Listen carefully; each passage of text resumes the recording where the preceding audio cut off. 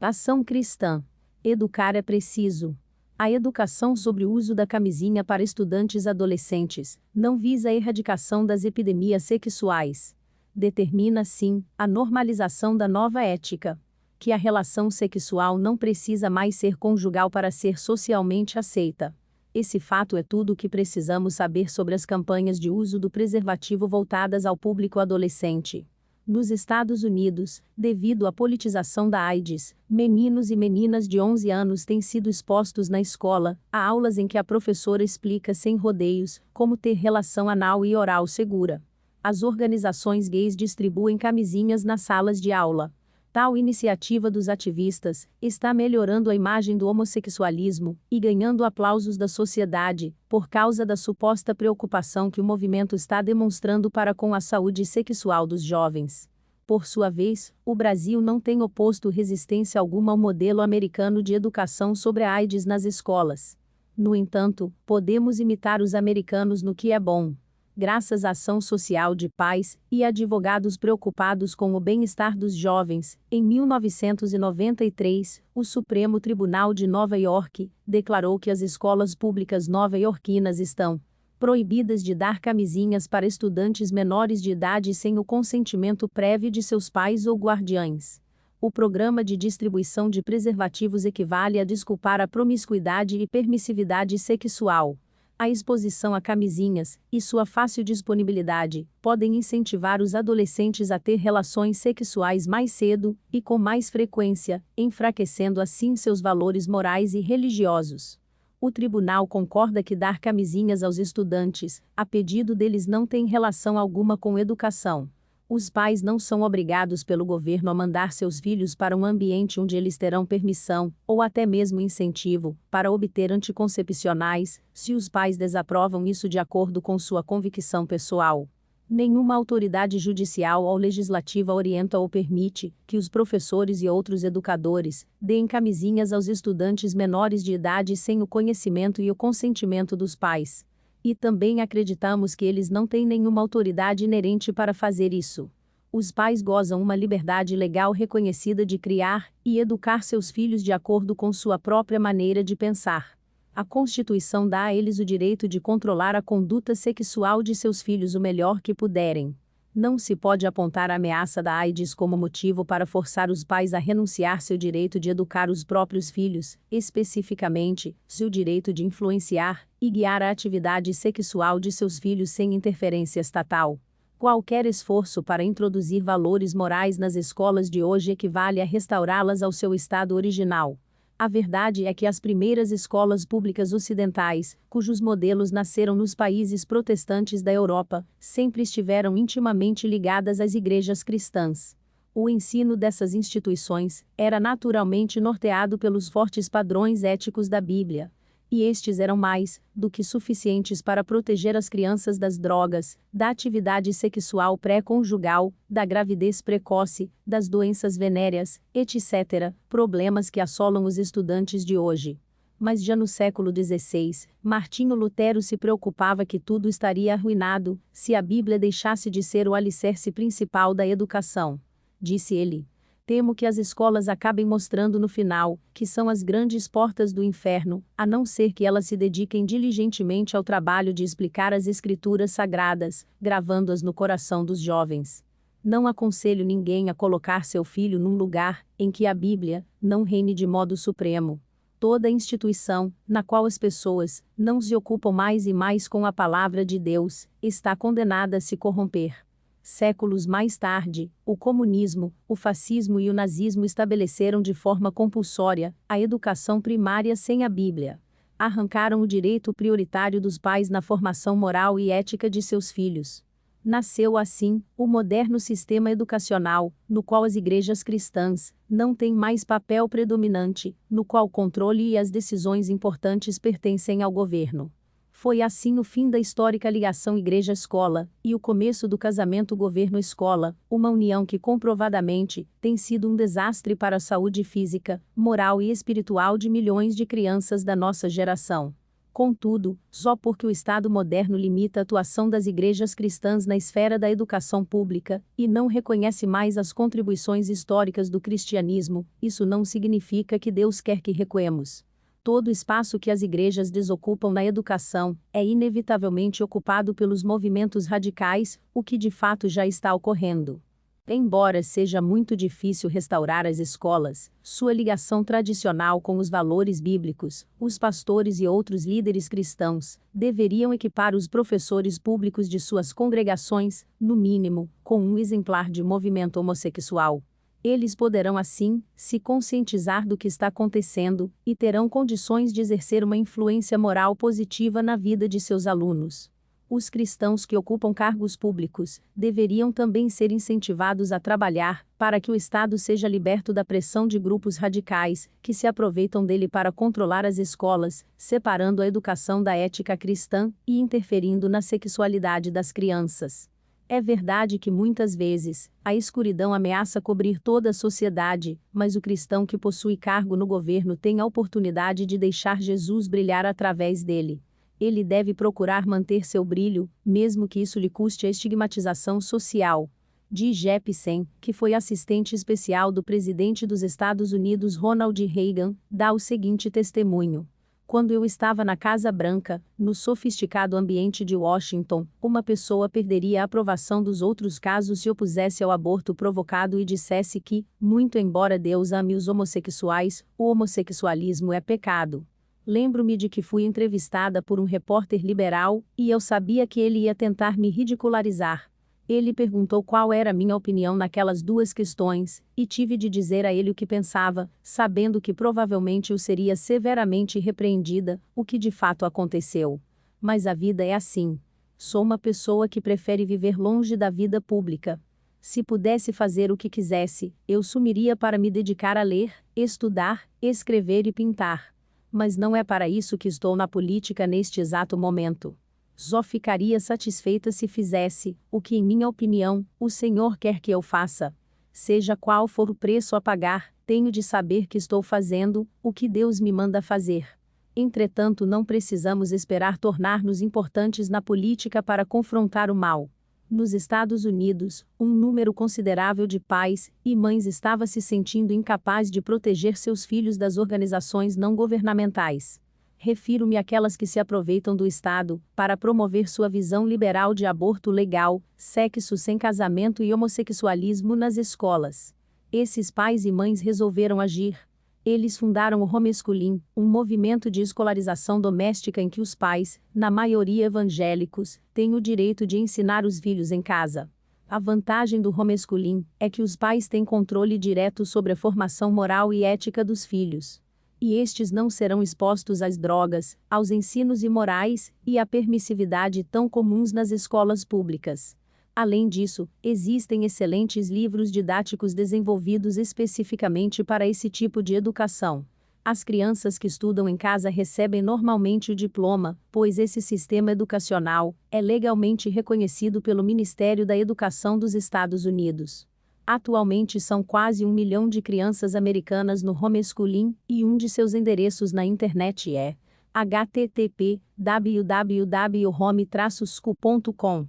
Esperamos não precisar recorrer a esse sistema no Brasil, mas a verdade é que, já que as igrejas cristãs foram um fator decisivo na formação das escolas públicas, seria natural que os valores bíblicos fossem devolvidos às salas de aula de nosso país.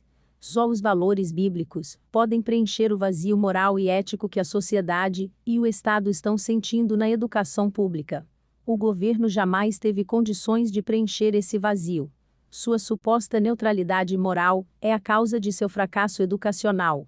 Se, por exemplo, uma criança apresenta um problema de desorientação sexual, a única coisa que o Estado pode fazer por ela na escola é encaminhá-la ao psicólogo. Esse, em vez de ajudá-la a compreender o que é certo e errado na sexualidade, fará com que se sinta bem com qualquer inclinação sexual que ela tiver. A educação sexual nas escolas tende a seguir o mesmo rumo, o que inevitavelmente deixará os estudantes com pouca ou nenhuma motivação para evitar o homossexualismo e o sexo antes do casamento, principalmente porque o governo tem sido pressionado a não permitir que a moral cristã chegue à área do ensino.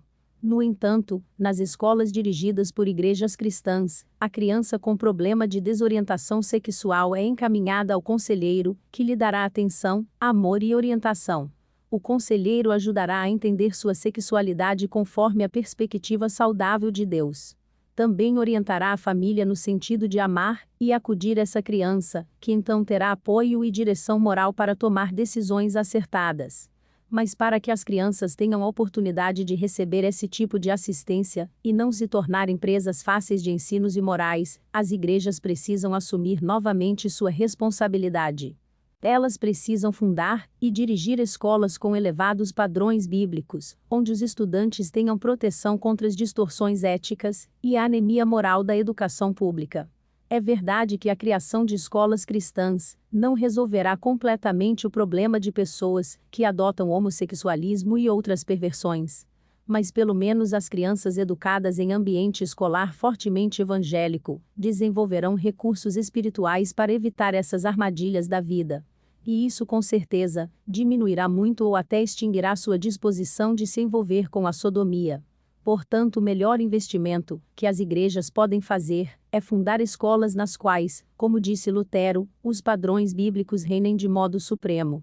Investir em escolas é também investir em evangelismo, pois a maioria dos pais descrentes prefere colocar os filhos em escolas cristãs, já que eles reconhecem o perigo moral da educação pública.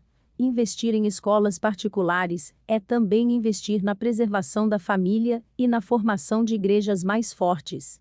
Que cada pastor, então, procure meios divinos e materiais para tornar realidade esse investimento. Que as congregações se unam para apoiar esforços nesse sentido. Que os empresários cristãos abracem essa causa. E que cada crente ore até Deus fundar em sua localidade uma escola particular onde a Bíblia seja o principal alicerce educacional. Não sabemos se algum dia os valores cristãos serão restabelecidos nas escolas públicas. Só sabemos que a educação das crianças é muito importante para as igrejas e para a sociedade. Noah Webster, famoso educador americano e autor do mundialmente conhecido Dicionário de Inglês Webster, disse: por esse motivo, a sociedade requer que a educação dos jovens seja vigiada com a máxima atenção. A educação, em grande parte, forma o caráter moral das pessoas, e a moral é a base do governo. A educação tem, pois, de ser a principal preocupação dos legisladores. Eles não devem simplesmente se preocupar em estabelecer escolas, mas em colocar nelas os melhores cidadãos como professores. Um bom sistema educacional tem de ser o primeiro artigo de uma Constituição, pois é muito mais fácil introduzir e estabelecer um sistema eficiente para a preservação da moralidade, do que corrigir mediante códigos penais os maus efeitos de um sistema ruim. Ter um coração íntegro é infinitamente mais importante para a sociedade do que ter boas maneiras. Além disso, os sucessos superficiais alcançados não compensam a falta de princípios morais. É sempre melhor ser descortesmente certo do que cortesmente errado. A educação dos jovens é uma ocupação mais importante do que a de fazer leis e pregar o evangelho, pois a educação firma o alicerce no qual as leis e o evangelho se apoiam para o sucesso. Acabar com os comportamentos errados aceitos e aprovados pelo povo é um trabalho mais importante para o caráter e felicidade de nossos cidadãos do que qualquer outra melhoria em nosso sistema educacional. Sem a Bíblia, a educação é inútil. Mesmo que nós, cidadãos comuns, não tenhamos condições de fundar uma escola cristã, podemos pelo menos ajudar a promover o bem-estar social. Ajudemos e incentivemos outros cristãos a preparar os professores, advogados, juízes, educadores, empresários e outros líderes cristãos de nossa cidade, dando-lhes um exemplar de um movimento homossexual. Apoiemos e elejamos candidatos políticos íntegros, que não tenham medo de assumir um posicionamento firme em defesa da família e do bem-estar social. Jamais votemos em indivíduos que vacilam em questões como aborto, eutanásia, homossexualismo, etc. Além disso, adotemos espiritualmente um vereador, um deputado estadual e um deputado federal e oremos por eles.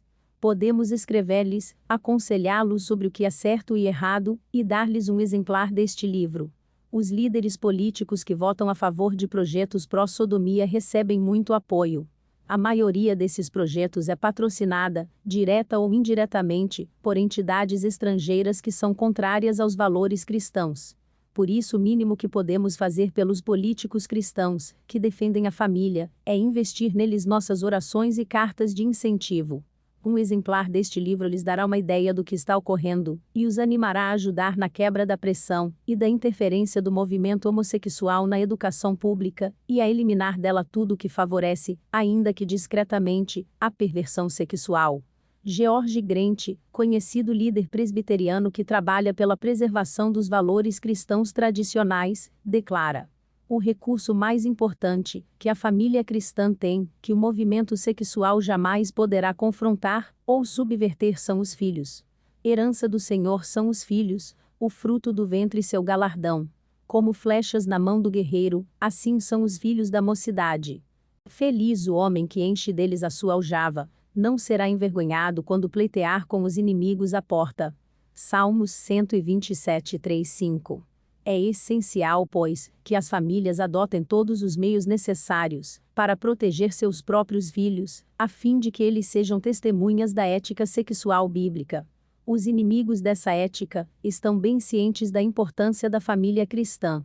É por isso que o lobby homossexual está tão empenhado em introduzir seus planos nas salas de aula, sob a máscara de educação de saúde ou educação sexual. O deputado federal William D. Niemeyer diz: o fato óbvio é que eles veem a educação sexual explícita, e não condenatória, como meio de levar os jovens a conhecer as práticas dos homossexuais. Para evitar o fanatismo, as escolas públicas estão recebendo ordens de ensinar a hétero e a homossexualidade, sem parcialidade. Aliás, já que os homossexuais acham que são vítimas de homofobia em todos os lugares por causa de preconceitos religiosos arcaicos, eles estão exigindo que sua conduta seja defendida e seus direitos reconhecidos nas salas de aula dos Estados Unidos. Nos currículos escolares, que deverão ser livres de valores morais, eles querem que a conduta homossexual seja tolerada e elevada ao nível de um imperativo moral. O uso das escolas públicas para socializar as crianças na cosmovisão não cristã não é nada novo. Recentemente, porém, a desmoralização desses estabelecimentos tem aumentado tanto que mais e mais pais cristãos se veem forçados a enxergar a realidade e estão procurando alternativas viáveis. De acordo com a Bíblia, a educação dos filhos é responsabilidade dos pais. Os filhos são aconselhados, não a manter companhia com os pecadores, mas a escutar seus pais. Esses não devem, portanto, entregar seus filhos a quem passa 6 horas diárias subvertendo a ética. Jesus acentuou a imensa responsabilidade que temos para com as crianças quando disse: qualquer, porém, que fizer tropeçar a um destes pequeninos que creem em mim, melhor lhe fora que se lhe pendurasse ao pescoço uma grande pedra de moinho, e fosse afogado na profundeza do mar. Mateus 18, 6. Garantir uma educação cristã sólida para os filhos é uma tarefa vital que toda família cristã precisa colocar em prática. Essa educação tem de conter, além do ensino da leitura, escrita e aritmética, a apresentação de modelos bíblicos de papéis sexuais.